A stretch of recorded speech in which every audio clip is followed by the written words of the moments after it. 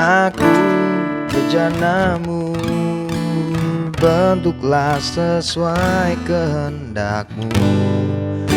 Ku genapi firman-Mu, oh Yesus, ku jadikanku alat yang indah di mata-Mu, bejana yang sempurna seperti-Mu.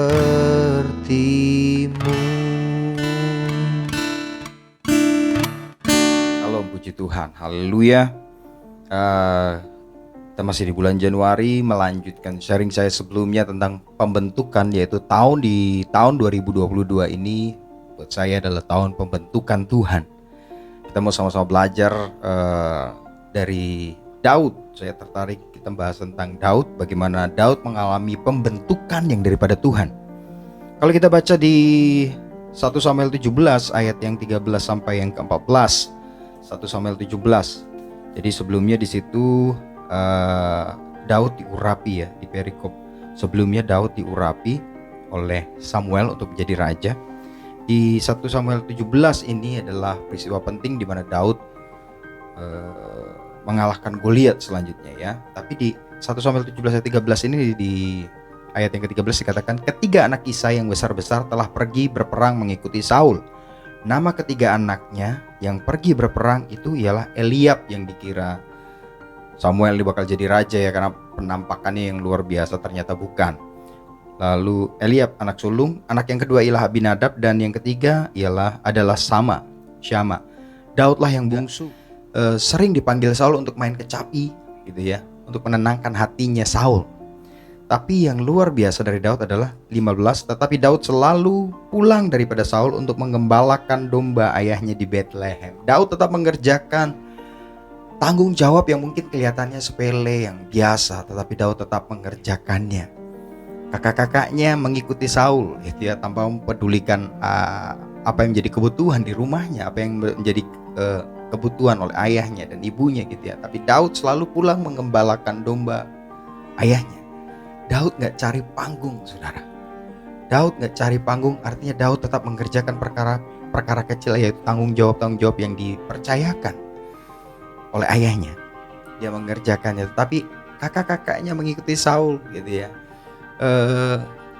Mereka mencari perkara-perkara yang kelihatannya wow, berperang gitu, raja memang luar biasa, memang kelihatan kayaknya lebih keren gitu ya kalau sekarang seperti itu. Tapi Daud mengembalakan domba. Di awal saya sharing di video awal saya sharing tahun 2022 ini, saya bilang bahwa step by step. Jadi hal-hal yang mungkin Tuhan percayakan gak besar kecil, tetap kerjakan, tetap setia. Inilah step by step pembentukan yang daripada Tuhan. Demikian juga Daud melewati ini. Hal-hal yang mungkin kelihatannya sepele, hal-hal yang kelihatannya sederhana, tetapi Daud mau mengerjakannya. Selalu pulang dari Saul. Sebenarnya kurang apa? Makan enak dekat Saul, makanan raja dia makan, minuman raja dia makan.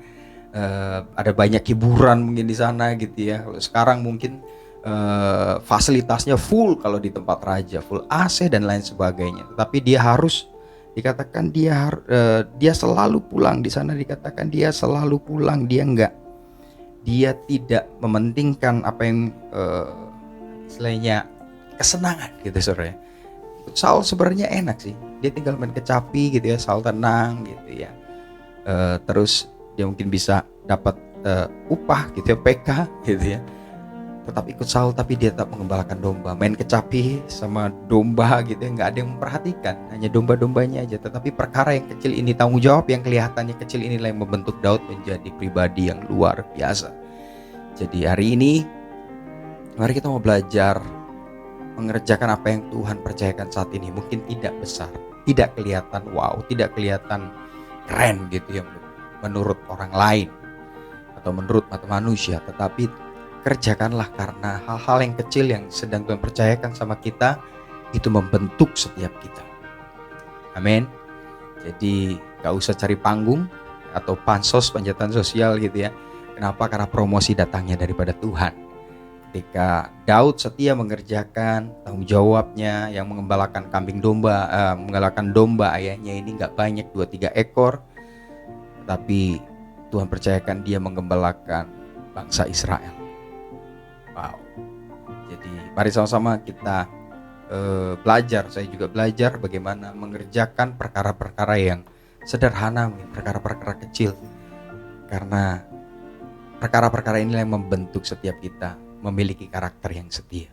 Tuhan Yesus memberkati. Shalom.